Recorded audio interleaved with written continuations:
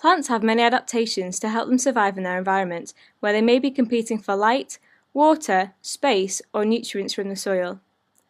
The cactus is well adapted to surviving in very dry environments.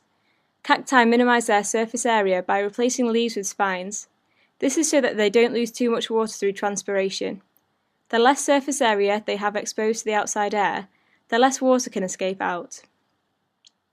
The spines are also an adaptation to protect cacti from the animals that might eat them.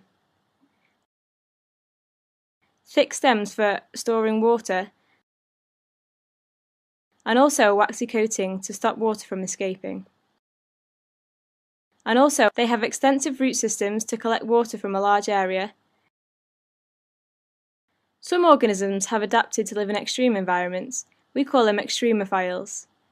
Extreme environments may have very high levels of salt, high temperatures, or high pressures.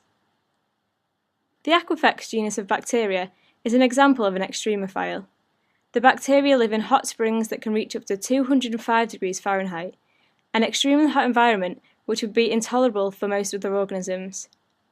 To live in this environment, some bacteria have adapted to produce enzymes that still function at very high temperatures, and others even respire nitrogen instead of oxygen so that they can tolerate anoxic conditions. Extremophiles have specially adapted to live in environments that are inhospitable to most forms of life. Because of this, they have been able to flourish in habitats without many competitors, as their competitors would not survive.